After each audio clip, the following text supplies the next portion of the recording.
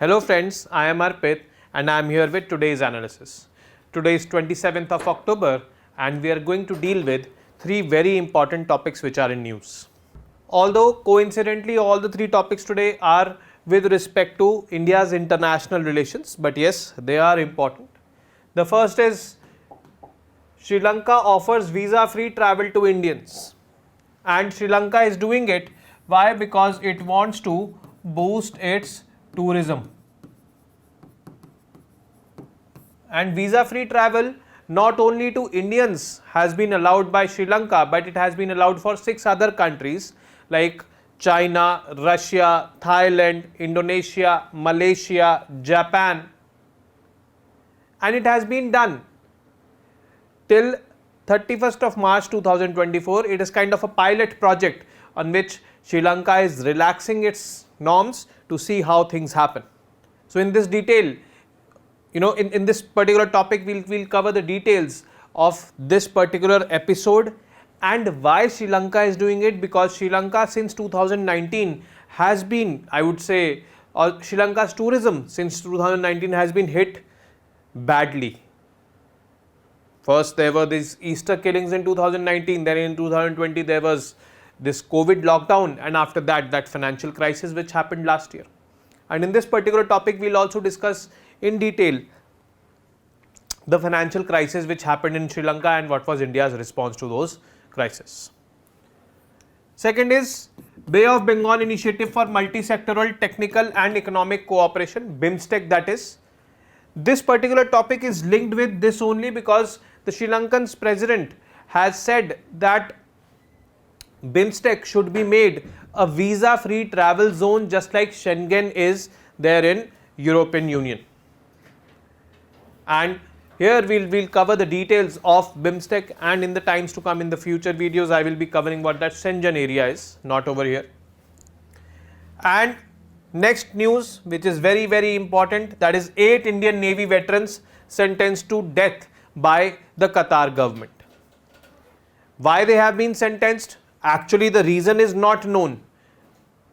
Speculative reasons are known. Some are speculating that these 8 people who were retired from the Indian Navy, they were serving in a private firm over there in Qatar named as the Dahra International and Dahra Shipping and Consultancy Services, and that firm was giving some services like maintenance services and training to the people of the Qatar Emirate Navy, and these people are believed to have spying for Israel in Qatar. That is one of, I would say, the speculations, but yes, actually the reason is not known because the Indian government, neither the that Qatar government have revealed such kind of information. So these three topics we will be covering today. Let's get started with the first, that is Sri Lanka offers visa-free travel to the Indians, and not only to the Indians, to the Russians, to the Chinese, to people from Thailand, Malaysia, Indonesia and Japan. Obviously these people are one of the major contributors of or visitors to Sri Lanka as tourists, India being the topmost. Tourism was actually the third largest contributor to the forex reserves of Sri Lanka before the COVID struck, or I would say before 2019, because in 2019 there was an event and I would say mishappening in Sri Lanka which happened when on the day of Easter, that is the Sunday after the Good Friday, there were some churches which were attacked by some militants, and the militant outfits in the AFPAC region and the ISIS also took responsibility of those attacks, which created such a sentiment that Sri Lanka is also a country which is impacted due to terrorism, and that is why the tourists refrained from visiting Sri Lanka in 2019. The next year, 2020, COVID came, tourism finished. After that, when the COVID impact was going down, the economic crisis in Sri Lanka happened in 2022, which again led the country into crisis and the tourism sector was impacted. After that, thankfully, the tourism has started to revive. In the first 8 months of 2023, more than $1 billion business has been done by the tourism industry in Sri Lanka, and the same was last year it was somewhere around $800 million. And now to further give a push to this reviving tourism sector, which happens to be one of the major contributors to Sri Lanka's GDP as well as Sri Lanka's forex, the government has taken such a step where it is allowing visa-free travel to citizens from these 6-7 countries. So let us look into the detail, and this move is aimed at reviving countries' fledgling tourism industry and also extend to citizens from 6 other countries: Russia, China, Thailand, Malaysia, Indonesia and Japan, visa-free travel till March 31, 2024. It is kind of a pilot project. We need to understand this. They are trying to implement it and see its result or assess its results.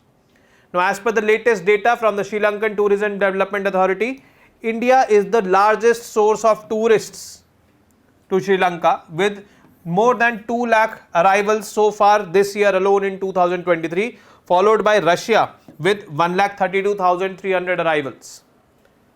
So Indians are leading the list over here in terms of number of tourists coming to Sri Lanka. Now, reasons for the step being taken. The reason for the step being taken is that prior to the pandemic, tourism was the 3rd largest source of foreign exchange, forex reserves for Sri Lanka, accounting for about 5% of country's GDP also. So it was, I would say, very important sector for Sri Lanka. Then what went wrong? Basically, in 2019, Easter killings, Easter Sunday bombings it was. This was followed by the COVID pandemic in 2020, and then a severe financial crisis last year, that is 2022, which left the tourism sector in Sri Lanka in shambles. So they want to revive this, that is why this is there. Now let us shift our focus to the economic crisis in Sri Lanka which happened last year. For understanding that economic crisis, we need to first understand the features of Sri Lanka's economy. Sri Lanka's economy is a mixed economy. Mixed economy means private and government, both sectors are coexisting, like Indian economy is there. Tourism is a vital contributor to forex reserves and the GDP. We've seen the 3rd largest contributor, GDP, 5% of the GDP is coming from tourism sector. Sri Lanka is known for tea, rubber and spices production. Sri Lanka imports many essential commodities like petroleum, coal, cooking gas and fertilizers. And Sri Lanka's economy is inflicted with twin deficits, that is fiscal deficit, earnings of the government is less as compared to expenditure, and current account deficit, imports are more as compared to exports. This is the scenario, or this was the scenario of Sri Lanka's economy just before the 2022 crisis. Reasons for economic crisis: drop in tourism happened. Drop in tourism, why it happened? We know the reasons. First, 2019 Easter bombings, then finally COVID, which led to less income of the people over there, less generation of GDP and obviously less forex reserves. Dwindling foreign exchange earnings because tourism dropped. So this was also linked over here, and overall its exports also fell down because the entire global economy was not performing well. Russia-Ukraine war was there, before that COVID was there, so Sri Lankan exports did not go well, due to which foreign exchange reserves started to come down. High retail inflation happened over there, particularly food inflation. Why? Because Sri Lanka shifted overnight to organic farming. See, it imports one of the crucial or essential commodities like the fertilizers. So it decided ki let us put a stop over here, let us adopt organic farming where we will not be using fertilizers because we have to import them. So that organic farming, overnight shift to organic farming, reduced their imports of fertilizers, no doubt, but it reduced the productivity of agricultural crops also in Sri Lanka, which led to less supply of agricultural products and hence the rise in prices of agricultural commodities, that is food grains and all. An overnight switch to organic farming by the government was there. So government overnight switched to this organic farming. You know why? high external debt. Sri Lanka had taken a lot of debt from China. However, maximum of Sri Lanka's debt was not from China, it was from public borrowings actually, and from other multilateral institutions. Then lack of support from IMF. Sri Lanka came out of the IMF arrangement in 2019, and IMF actually pays or gives loans to the countries who are facing liquidity crisis like Sri Lanka was facing right now. So Sri Lanka could not go to IMF also for asking help because Sri Lanka was out of this IMF arrangement. Deep tax cuts. Deep tax cuts, the Rajapaksa brothers in 2019 when there were the elections, the Rajapaksa brothers, they promised deep tax cuts to the people as a populist measure, and they got votes on that behalf. They implemented that also after coming into power, and taxes were not taken by the people, by the government, and which reduced government's earnings. Government's earnings reduced, government's expenditure is there only, which widened the fiscal deficit. So both twin deficits, the fiscal deficit as well as the current account deficit, both of them increased. This led Sri Lanka to fall into deep economic crisis, and that economic crisis also was a political crisis because the people in Sri Lanka, they blamed on the Rajapaksa brothers for this particular fiasco or this particular situation. Then India's response to Sri Lanka's crisis. India had basically a 4-pillar response. First was line of credit. Line of credit is kind of a loan which is extended. $1 billion line of credit was given by India to Sri Lanka. Currency swap agreement. Since Sri Lanka was left with very less forex, then we told Sri Lanka that whatever trade we will do with you, you pay us in your currency or in our currency. That was the currency swap agreement. Modernization of Trinco oil farms. Trinco Mali is basically, like, let's suppose this is Sri Lanka, Trinco Mali is over here and here are Trinco oil farms. So we told Sri Lanka has a reserves in Trinco oil farms. We told Sri Lanka that we will help you in developing those Trinco oil farms so that you can mine your own oil. You will be less dependent on import of oil, means you can save on your forex. So we are helping them develop that. We are also helping them in establishing some oil refineries over there because India has the world's largest oil refinery and India has expertise in oil refinery segment. So we are helping them do that. Next is facilitating Indian investment. Means a lot of Indian investment, particularly from the private sector, that has to be facilitated in Sri Lanka to revive Sri Lanka's economy, because Sri Lanka needs investment, and where that investment will come from, it can come from the Indian businessmen as well as the Indian government. So these were the 4-pillar initiatives undertaken by India in Sri Lanka to revive its economy. But again, coming back to our topic, that is Sri Lanka basically waiving off visa restrictions, or I would say visa requirements from people coming from 6 countries. So the big question is that what is the present scenario of tourism in Sri Lanka?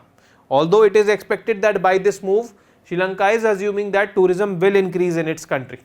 But what is the present scenario? Is tourism increasing? What is the trend? We will see.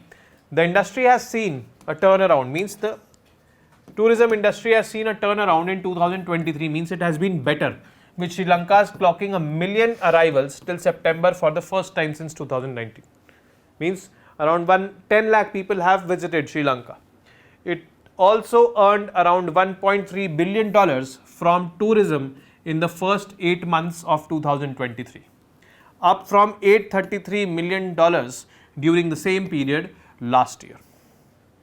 So this is also, I would say, remarkable.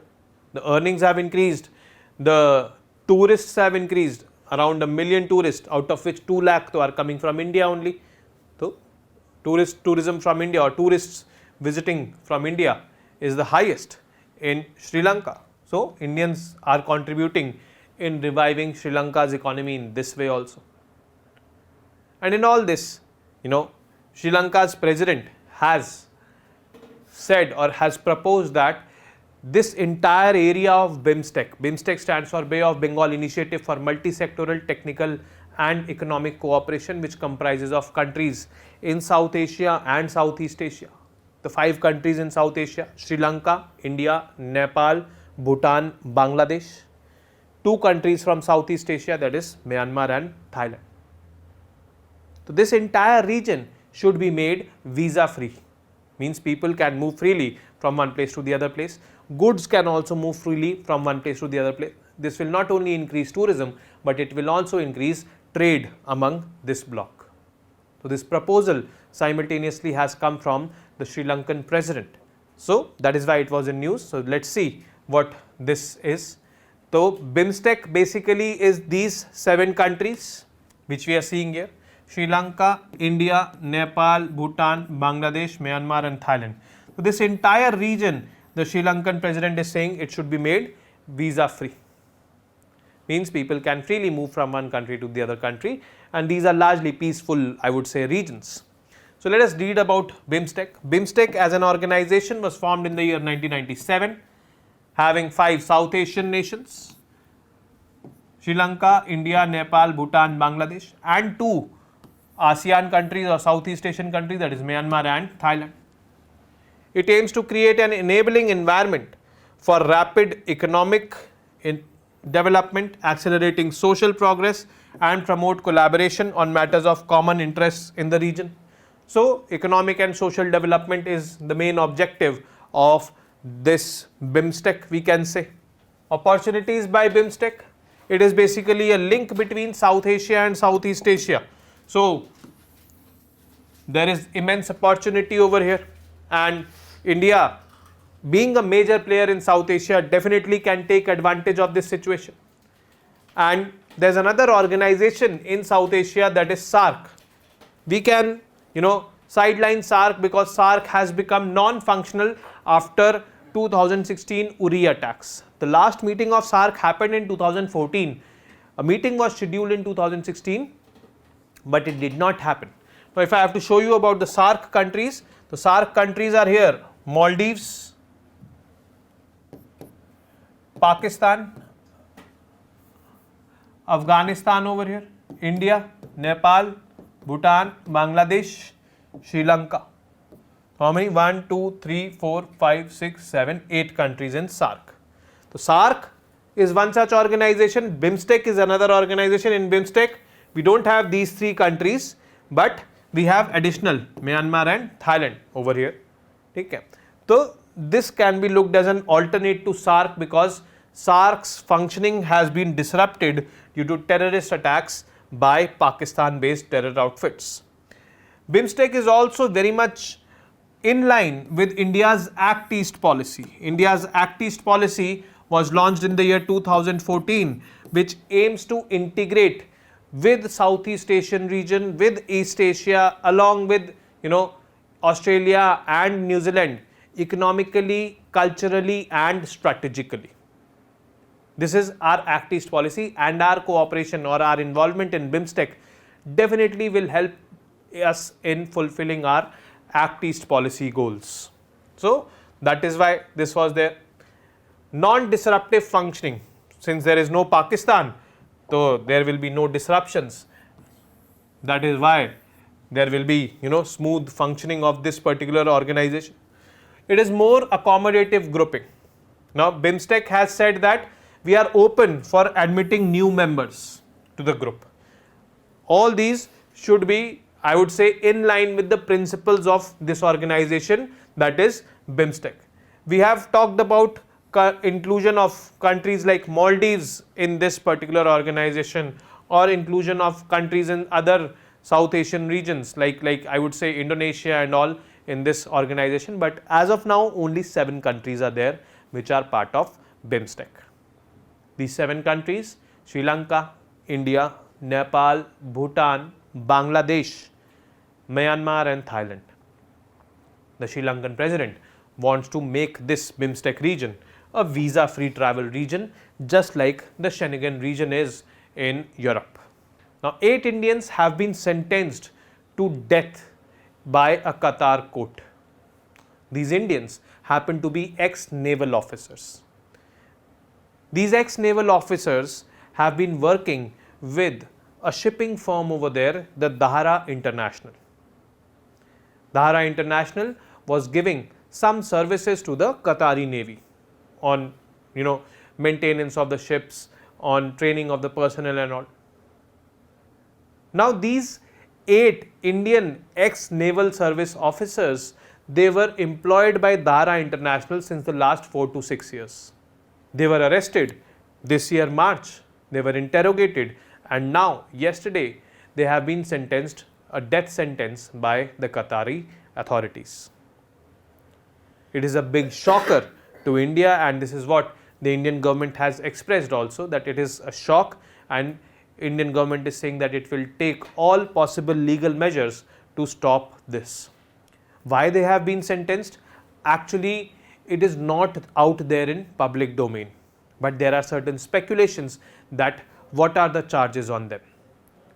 There is a newspaper called as The Mint. The Mint speculates that these 8 ex-naval officers who were working for Dara International are said to be spying for Israel in Qatar. Israel, not at good terms with these Islamic countries earlier, but after the signing of those Abraham Accords, things were better. But largely, I would say the reason is unknown. So the government of India will, do whatever best possible it is in this matter. If this matter has to be taken to the International Court of Justice, definitely the Indian government would be taking it. So let us look at the details of this particular matter. Now, a court in Qatar announced the death penalty for 8 former officers of the Indian Navy. One of these officers also happened to be a winner of Pravasi Bharatiya Samman Award in 2019. We'll see who it is. The 8 ex-officers have been in jail since last August. The first hearing in their trial began in March this year. Their bail pleas were turned down multiple times and their detention was extended by Qatari authorities. So, March this year, trial started, but in jail since last August. India's response to this situation: the Ministry of External Affairs has called this verdict shocking and vowed to explore all legal options. The ministry refused to comment more on the case, citing the confidential nature of proceedings. The ministry said, let us first look into the details, then only we will be coming out with the details for that.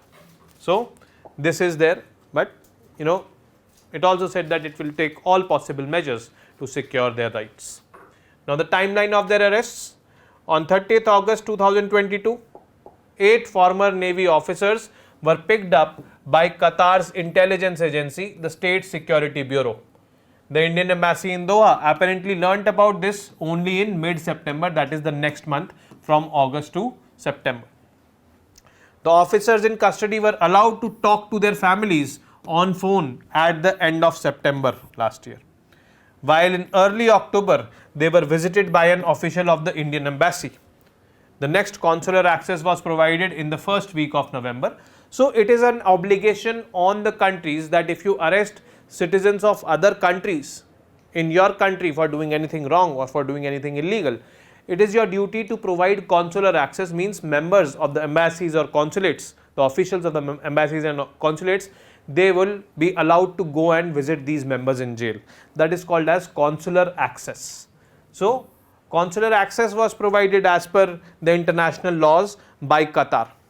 Now, who are these ex-naval officers? Let us find out that. The names are here.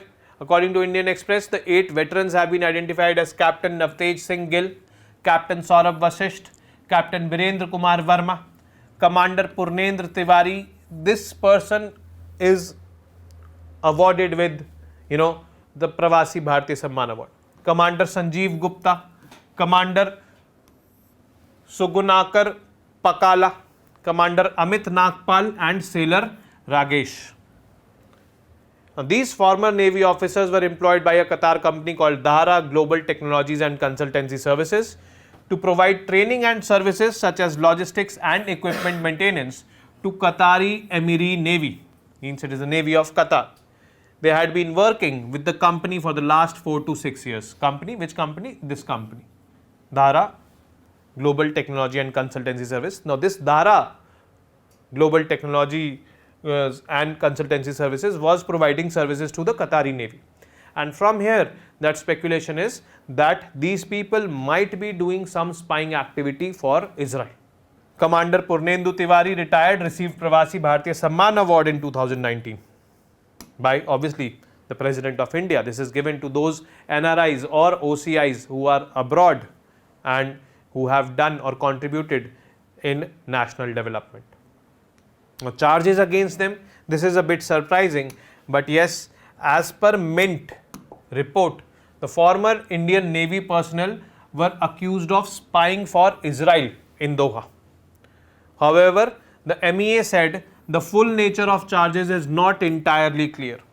According to Indian Express, family sources said they were not informed of the formal charges against the ex-Navy officers, either by Qatari authorities or by Indian forces, by no one. So actually it is not known that what are the charges against them, but they have been arrested since August 2022. Now they have been given this death sentence also. Now let us see what the Indian government does. So keep following this particular news piece for actions taken by India in this respect. With Qatar, we have a good relations. We have good political, economic and cultural ties with Qatar. A lot of Indians are staying in Qatar. Indian diaspora is immense in Qatar, contributing in development of Qatar's economy. But this kind of thing has happened, so this is kind of a challenge between India and Qatar. So we need to follow this very closely, especially the steps taken by India or the responses by the Indian government to this particular episode. So this is it from today's session. I will be meeting you tomorrow with more such important information and stuffs. Till then, you guys know what to do very well. Keep reading, keep writing, keep learning, and most importantly, keep revising. Namaste. Jai Hind.